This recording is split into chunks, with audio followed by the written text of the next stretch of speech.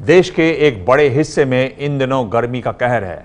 ऐसे मौसम में हमारे सुरक्षा बल के जवान किस तरह से अपना फर्ज अदा कर रहे हैं, पाकिस्तान की सरहद से सटे कच्छ के रण से बता रहे हैं हर खबर पर पकड़ रखने वाले जितेंद्र दीक्षित। गर्मी इन दिनों देश में कहर बरपा रही है। गर्मी से राहत पाने के लिए कुछ लोग एसी कूलर का सहारा ले रहे हैं तो कुछ लोग पंखे से अपना काम चला रहे हैं। लेकिन ऐसे कड़े मौसम में भी हमारे ही बीच से निकले चंद नागरिक ऐसे भी हैं जो कि गर्मी को गले लगाते हुए अपना फर्ज अदा कर रहे हैं, हमारी और आपकी हिफाजत का फर्ज। हम ऐसे ही लोगों के बीच आए हैं कुछ वक्त बिताने के लिए और ये महसूस करने के लिए कि जब सूरज आग बरसा रहा हो और जब धरती तप रही हो तो वो कौन सा ऐसा जज्बा है जो कि इनकी हिम्मत को बरकरार रखता है। बताइए कार्रवाई में किसी को शक?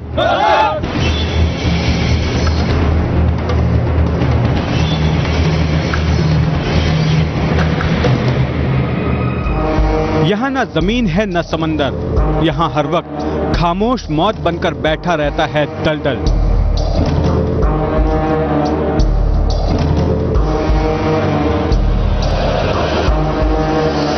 जहाँ जरा सी लापरवाही जानलेवा साबित हो सकती है।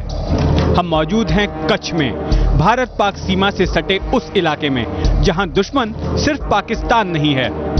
दुश्मन पर नजर रखने के लिए बॉर्डर सिक्योरिटी फोर्स यानी बीएसएफ के कमांडो यहाँ दिन रात गश्त लगाते रहते हैं। लेकिन इस इलाके में गश्त करना इतना आसान नहीं।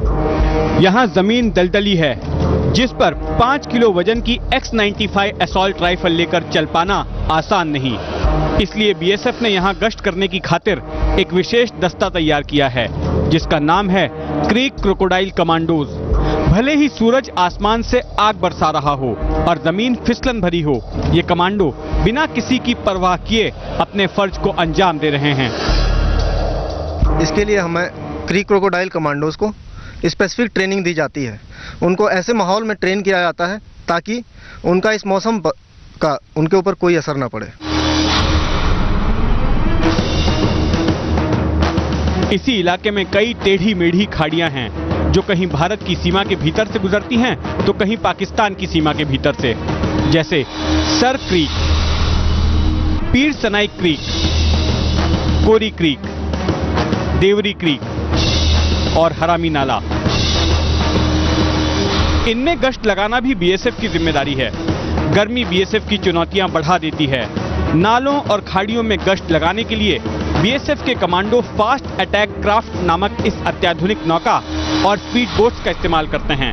फास्ट अटैक क्राफ्ट में तो एयर कंडीशनर का इंतजाम है, लेकिन स्पीड बोट में सवार कमांडो को कड़ी धूप झेलते हुए खुले पानी में गश्त लगानी पड़ती है। इसके अलावा गर्मी में खाड़ी की लहरें काफी उग्र हो जाती हैं, जिनसे गश्त में दिक्कत आती है। पानी का जो टर्बुलेंस होता है, जो लहरें होती हैं, जो अप एंड डाउन्स होते हैं, उसको रोलिंग एंड पिचिंग कहते हैं। और इस सिचुएशन में जबकि बोट के ऊपर एक सिंगल आदमी को खड़े हो पाना मुश्किल होता है, उस सिचुएशन में भी जो हमारे जवान होते हैं, जो क्रीक क्रोकोडाइल्स हैं, वो न सिर्फ अपने आप को बैलेंस करके रखते हैं बल्कि एरिया को भी डोमिनेट करते हैं। ये सबसे बड़ी चुनौती होती है उनके सामने।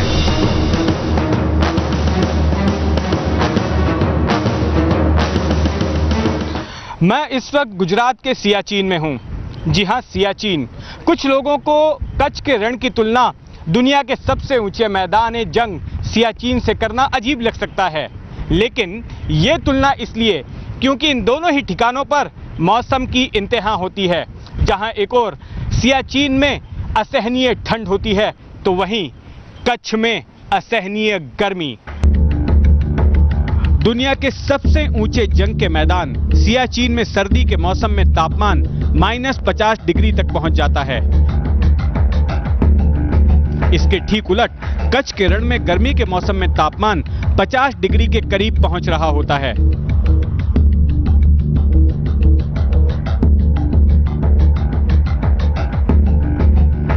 जिस दिन हम इस रिपोर्ट को शूट करने के लिए कच्छ के रण में पहुंचे, उस दिन सबसे नजदीकी भुज की वेदर ऑब्जर्वेटरी में तापमान 45.6 डिग्री सेल्सियस रिकॉर्ड किया गया।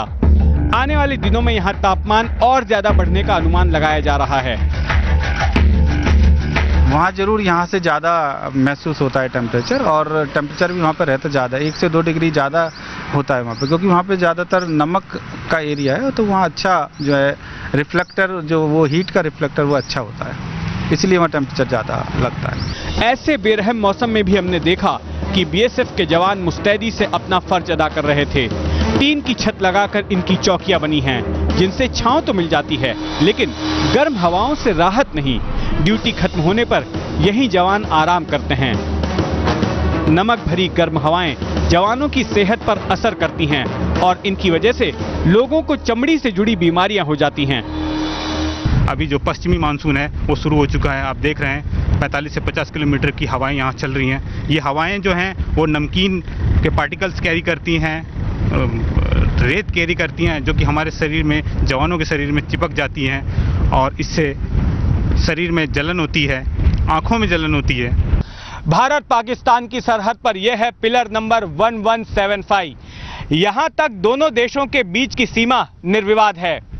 अगर मैं यहाँ से एक कदम भी आगे बढ़ता हूँ तो मैं पाकिस्तान की जमीन पर रहूंगा। मान लीजिए कि मैं अगर पाकिस्तान की धरती पर आ भी जाता हूँ, तब भी पाकिस्तानियों को नहीं पता चलेगा, क्योंकि यहाँ पर दूर दूर तक ना तो कोई पाकिस्तानी रेंजर नजर आ रहा है और ना ही कोई पाकिस्तानी फौजी। यहाँ से पाकिस्तान की सबसे नजदीकी सैनिक पोस्ट 40 किलोमीटर दूर है। गुजरात के कच्छ से पाकिस्तान की करीब 550 किलोमीटर की सीमा सटी हुई है। सीमा का एक बड़ा हिस्सा खुला हुआ है, यानी इस हिस्से में कटीले तार नहीं लगे हुए हैं। भौगोलिक कारणों से भले ही पाकिस्तान ने इस इलाके को बिना निगरानी के ही छोड़ दिया हो, लेकिन भारत की ओर से ढिलाई नहीं बरती जा सकती। मछुआरों की शक्ल में जासूसों और तस्करों की घुसपैठ का खतरा यहाँ हमेशा बना रहता है। 12 मार्च 1993 के मुंबई बमकांड के लिए आरडीएक्स की तस्करी गुजरात के रास्ते ही हुई थी। 26 नवंबर 2008 को मुंबई में हमला करने वाले आतंकी भी गुजरात के करीब समुद्री रास्ते से ही मुंबई पहुंचे। दुश्मन के ऐसे मंसूबे फिर से कामयाब ना हों, इसलिए बीएसएफ हर वक्त यहां अलर्ट पर रहती है। अक्सर पाकिस्तानी मछुआरे खाड़ियों और नालों के रास्ते भारत की समुद्री सीमा में घुस आते हैं। ये तमाम नौकाएं ऐसे ही पाकिस्तानी मछुआरों से जब्त की गई हैं। मेरे हाथ में पानी का जो ग्लास आप देख रहे हैं, इसमें समुद्र का पानी भरा हुआ है। आप सोच सकते हैं कि समुद्र का पानी पिया कैसे जा सकता है, तो इसका जवाब है ये फिल्टरिंग मशीन। ये मशीन समुद्र के खारे पानी को पीने लायक बनाती है और इसी से यहाँ मौजूद सिपाहियों का काम चलता है। कच्छ के रण की गर्मी में उमस नहीं होती, धूप शरीर को निचोड़ लेती है। अगर लगातार पानी ना पिया जाए तो लू लग सकती है, प्यास भी बार बार लगती है। ऐसे में ये फिल्टरिंग मशीन काफी मददगार साबित हो रही है। धूप में तप रहे जवानों को पानी मिलता रहता है। आने वाले वक्त में मौसम के बद से बदतर होने की आशंका जताई जा रही है, लेकिन एक बात साफ नजर आती है कि मौसम कितना भी बेरहम क्यों ना हो जाए, कच्छ के रण में तैनात इन जवानों के हौसले वो डिगा नहीं पाएगा। कैमरामैन सचिन शिंदे के साथ कच्छ के रण से जितेंद्र दीक्षित, एबीपी न्यूज। ये है एबीपी न्यूज, आपको रखे आगे।